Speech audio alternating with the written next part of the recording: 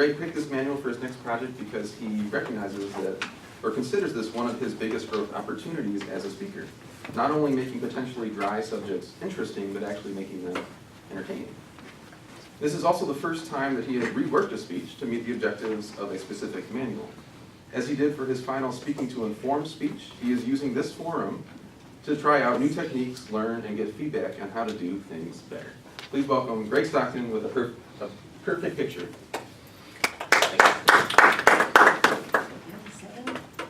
5 to 7. Imagine the sun gone.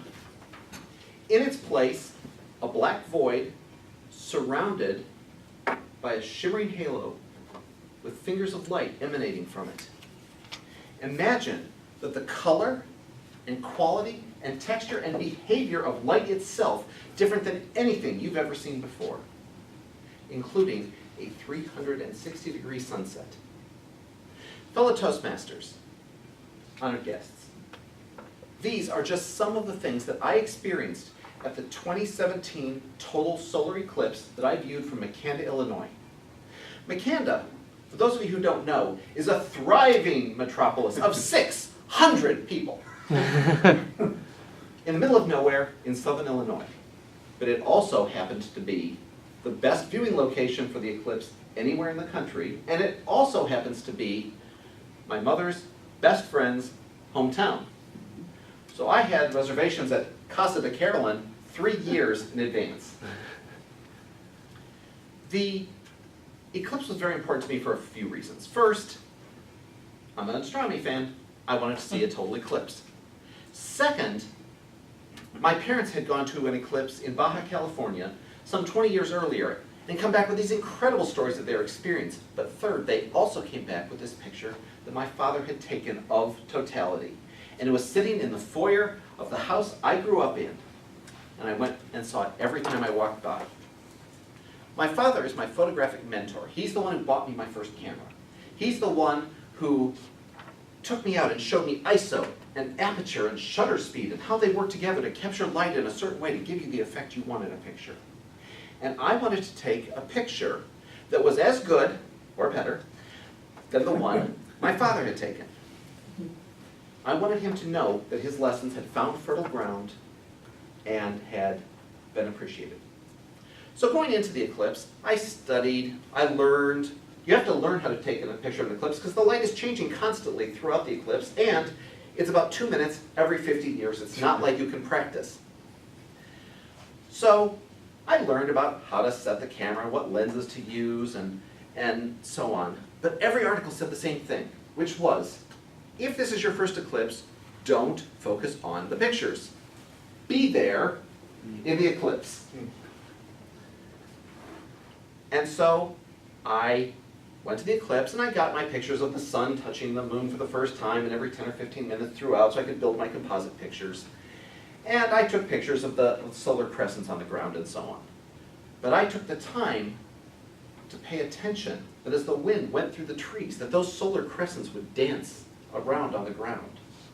I took time to watch the shimmering solar snakes on the sheet we had brought and discovered that your hand as a shadow looks three-dimensional during an eclipse. And I learned, I paid attention to the animals as they reacted to the light in that 10 minutes before the eclipse began. They don't like it, by the way. So, when totality occurred, I spent my first minute not even thinking about my camera, just looking up at the unspeakable beauty of a total solar eclipse. Because it's like nothing you can imagine. And I took time to hear the cheers from downtown Makanda and hear somebody cranking Bonnie Tyler's Total Eclipse of the Heart. And only after that minute or so did I get my camera, and I took a few pictures, changed the shutter speeds and things so that I'd get a few, make sure I got at least one good picture.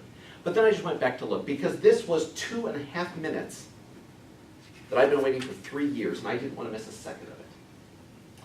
But as my phone told me that I had 10 seconds left, I aimed the camera one final time, closed my eyes, and took a picture as the world exploded back into the light. Because the difference between totality and a 99% eclipse is literally the difference between night and day. My friends and I then got in the car and made our 7-hour drive back to Michigan in 15 hours. And only then did I discover that that final picture I'd taken was a diamond ring picture, when the sun just has begun to peak. It's an incredibly hard picture. You have about 1/10 of a second, and I had gotten it. So when my parents got back, I went and I took them this picture, and I showed it to my mom, and I said, I'm so proud that I got a picture that was as good or better than the one that Daddy took all those years ago. And my mom looked at me and said, you know he didn't take that, right? Oh. Yeah, that was taken by a professional photographer, and he just sent out copies to everybody we were camping with. I didn't know that, and I was, kind of surprised and a little disappointed for a second, but then I realized that I had a dream of going to this eclipse and experiencing the eclipse, learning about the eclipse, and showing that I had achieved by taking a good picture. And I did learn, and I did experience. And when I saw the look of pride on my dad's face when he saw that picture, I knew I had achieved. The fact that he hadn't taken the picture that was the catalyst for my dream didn't matter at all. Mr. Toastmaster. Please take a minute to pass.